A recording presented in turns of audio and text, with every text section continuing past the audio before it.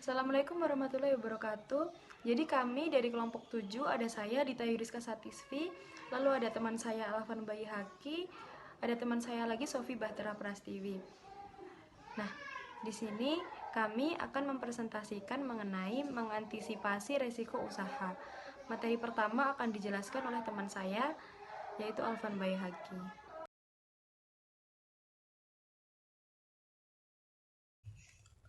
Langsung saja pada pembahasan yang pertama, yaitu menulis rencana bisnis.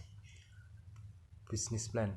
Perencanaan bisnis merupakan sebuah dokumen tertulis yang menjelaskan perencanaan sebuah bisnis. Hal tersebut bertujuan agar suatu usaha dapat berjalan sesuai dengan apa yang telah direncanakan. Perencanaan sebuah bisnis biasanya meliputi marketing, keuangan, dan operasional. Terkadang sebuah bisnis juga dibuat ketika suatu usaha sedang berjalan untuk menentukan tujuan atau target baru.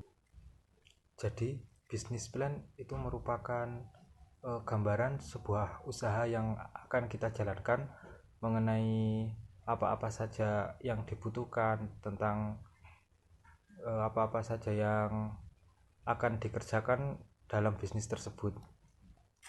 Dalam menulis sebuah rencana bisnis, terdapat beberapa dasar dari perencanaan sebuah bisnis. Yang pertama yaitu ringkasan singkat. Singkat biasanya berisi mengenai visi, misi, serta tujuan bisnis yang akan dijalankan. Jadi ringkasan singkat merupakan ringkasan singkat. Yang pertama yaitu ringkasan singkat. Ringkasan singkat biasanya berisi mengenai gambaran-gambaran dalam usaha yang akan dijalankan seperti visi, misi, serta bisnis yang akan dijalankan. Menjelaskan produk atau jasa yang akan ditawarkan, dijelaskan secara detail dan menarik agar konsumen tertarik. Yang kedua, latar belakang bisnis. Latar belakang bisnis menjelaskan alasan adanya berdirinya bisnis tersebut, serta siapa-siapa saja yang terlibat di dalamnya, seperti pemodal atau pemilik saham, struktur organisasi, daftar konsultan dan ahli, dan yang terkait lainnya. Selanjutnya yang keempat yaitu analisis tenaga kerja. Analisis tenaga kerja menjelaskan mengenai apa saja skill-skill yang dibutuhkan oleh tenaga kerja yang akan bekerja di bisnis yang akan kita jalankan. Karena pengalokasian sumber daya manusia yang tepat akan menjadi salah satu kunci keberhasilan dari bisnis yang akan dijalankan. Yang kelima yaitu analisis pemasaran dan distribusi. Analisis pemasaran dan distribusi biasanya membahas mengenai target pasar yang dibidik, tren pasar yang sedang berkembang, termasuk strategi pemasaran yang akan diterapkan. Proses dan strategi distribusi juga harus dicantumkan sehingga produk atau jasa Anda dapat dinikmati oleh konsumen. Selanjutnya yang keenam yaitu keuangan dan pertimbangan modal. Analisis keuangan dan pertimbangan modal biasanya membahas mengenai perhitungan kapan modal dapat kembali, serta pengembalian investasi kepada investor, dan segala hal yang berkaitan dengan aliran uang harus masuk dalam rencana bisnis. Selanjutnya yang ketujuh yaitu rencana ekspansi dan perkembangan bisnis. Rencana ekspansi dan perkembangan bisnis biasanya membahas mengenai perkembangan bisnis Anda ke depannya. Hal ini penting untuk dilakukan karena menyangkut seberapa serius Anda dapat mengembangkan usaha tersebut, serta apa saja yang akan dilakukan dan strategi perkembangan bisnis apa saja yang akan Anda terapkan. Yang delapan yaitu yang terakhir adalah analisis resiko bisnis. Dalam suatu bisnis akan selalu ada resiko. Adapun berbagai macam resiko yang mungkin muncul di tengah jalan, yakni resiko operasional, keuangan, produksi, dan lain sebagainya. Dari hal-hal tersebut bisa diantisipasi agar tidak menimbulkan kerugian yang lebih besar bagi bisnis Anda. Dari kedelapan dasar-dasar dari perencanaan sebuah bisnis dapat membuat kita untuk belajar dan menerapkannya agar bisnis yang akan kita jalankan ke depannya dapat berjalan sesuai dengan apa yang diinginkan serta tidak menimbulkan kerugian yang lebih besar jika terjadi kesalahan. Saya akan meneruskan penjelasan dari Sofi. Manajemen risiko ini sangat penting dan sangat diperlukan untuk melindungi suatu perusahaan atau organisasi yang juga mencakup karyawan, properti, reputasi, dan lainnya dari sebuah bahaya yang sewaktu-waktu dapat mengancam perusahaan itu sendiri. Lalu selanjutnya saya akan menjelaskan langkah-langkah yang dapat dilakukan untuk merancang manajemen risiko. Yang pertama ada risk identification. Langkah pertama yang harus dilakukan ini adalah risk identification, yaitu mengidentifikasi kemungkinan risiko yang dapat terjadi pada organisasi maupun perusahaan.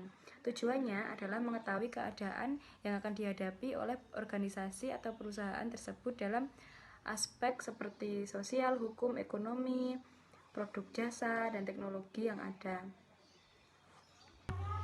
Resiko dari setiap aspek akan diklasifikasikan menurut kategorinya masing-masing untuk mempermudah proses selanjutnya. Lalu yang kedua ada risk assessment. Setelah risiko tersebut diidentifikasi, selanjutnya adalah risk assessment, yaitu menilai potensi keparahan dan kerugian dan kemungkinan kegagalan. Dalam tahap ini diperlukan kemampuan individu di setiap bidangnya untuk memberikan penilaian terhadap risiko-risiko yang telah diidentifikasi. Lalu yang ketiga ada risk response. Proses ini dilakukan untuk memilih dan menerapkan langkah-langkah pengelolaan risiko. Tanggapan risiko umumnya terbagi dalam kategori seperti berikut. Yang pertama ada risk avoidance, yaitu mengambil tindakan untuk menghentikan kegiatan yang dapat menyebabkan risiko terjadi. Yang kedua ada risk reduction, yaitu mengambil tindakan untuk mengurangi kemungkinan atau dampak keduanya. Biasanya melalui pengendalian di bagian internal perusahaan atau organisasi. Lalu yang ketiga, risk sharing or transfer, yaitu mengambil tindakan untuk mentransfer beberapa risiko melalui asuransi, outsourcing, atau hedging. Yang keempat, ada risk acceptance, yaitu tidak mengambil tindakan apapun untuk mengurangi risiko, melainkan menerima risiko tersebut terjadi. Lalu yang terakhir ada create risk management plan. Setelah mengetahui risk responses, yang selanjutnya harus dilakukan adalah implementation, yaitu melaksanakan seluruh metode yang telah direncanakan untuk mengurangi pengaruh dari setiap risiko yang ada. Lalu yang terakhir evaluate and review. Perencanaan yang telah direncanakan di awal tidak akan seluruhnya dapat berjalan dengan lancar. Maka perubahan keadaan atau lingkungan yang tidak diprediksi sebelumnya akan menyebabkan perubahan rencana manajemen risiko yang telah dibuat. Oleh karena itu, dilakukannya perubahan rencana untuk menanggulangi risiko yang akan terjadi. Berikutnya yang dibahas yaitu tentang melatih karyawan. Melatih karyawan menurut Andre E. Sikula adalah suatu proses pendidikan berjangka pendek, menggunakan prosedur sistematis dan terorganisir, di mana personal non-manajerial mempelajari kemampuan dan pengetahuan teknis untuk tujuan tertentu. Undang-Undang Nomor 13 Tahun 2003 tentang Ketenagakerjaan juga mencantumkan definisi pelatihan kerja, yaitu keseluruhan kegiatan untuk memberikan, memperoleh, meningkatkan, serta mengembangkan kompetensi kerja. Lalu pada tingkat keterampilan dan keahlian tertentu sesuai dengan jenjang dan kualifikasi jabatan atau pekerjaan. Melatih karyawan lebih dimaksudkan untuk meningkatkan penguasaan keahlian karyawan atas pekerjaan tertentu dan yang dia lakukan. Adapun tujuan dari melatih karyawan, yang pertama yaitu meningkatkan produktivitas. Salah satu cara untuk meningkatkan produktivitas adalah dengan cara memanfaatkan teknologi. Kita tahu teknologi berkembang dengan sangat pesat, sehingga melatih karyawan dalam hal penguasaan teknologi terbaru dapat membantu mereka mengejar perkembangan yang sangat cepat itu. Peningkatan produktivitas terjadi ketika karyawan menjadi semakin ahli dalam pekerjaannya. Yang kedua, memperbaiki kualitas. Memperbaiki kualitas melatih karyawan tidak hanya akan meningkatkan produktivitas karyawan, melainkan juga membantu mereka memberikan layanan dan menghasilkan produk yang lebih baik. Ketiga, mengurangi waktu belajar karyawan. Ketika karyawan mengikuti program pelatihan atau pengembangan secara rutin, kemampuan mereka bertambah secara bertahap. Karyawan dengan kemampuan yang mumpuni dan terus terasa akan lebih cepat dalam mempelajari atau mempraktekkan hal-hal yang baru. Keempat, meningkatkan retensi karyawan. Perusahaan akan berkembang baik jika mampu mempertahankan karyawan-karyawannya. Kelima, ada memperbarui strategi penanganan risiko. Di mana?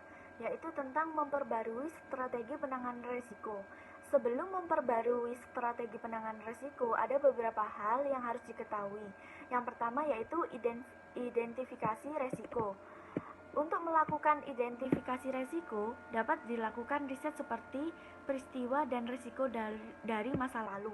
Kedua, memungkinkan perubahan di masa depan pada lingkungan bisnis atau perubahan tren ekonomi. Ketiga, mencari masalah sosial dan komunitas. Keempat, meninjau laporan audit dari laporan audit keuangan. Kelima, berdiskusi masalah bisnis dengan staf. Yang kedua yaitu analisa risiko. Setelah melakukan identifikasi risiko, maka langkah selanjutnya dapat menganalisa secara menyeluruh potensi risiko bisnis secara mendalam. Ketiga, skala prioritas risiko. Setelah melakukan identifikasi dan analisa risiko, mungkin akan menemukan daftar risiko yang banyak. Keempat, merespon risiko. Karena telah menguasai semua kemungkinan risiko, maka hal pertama yang harus dilakukan adalah mencari solusi dari risiko terbesar. Harus mencari cara untuk mengurangi kemungkinan risiko negatif, kemudian mengubahnya menjadi peluang yang positif. Kelima, memonitor risiko. Setelah mengetahui segala kemungkinan risiko dan apa yang akan terjadi, maka langkah selanjutnya yaitu memantau risiko. Berikutnya adapun beberapa cara dalam pengelolaan risiko yang dapat dilakukan. Yang pertama yaitu menghindari risiko.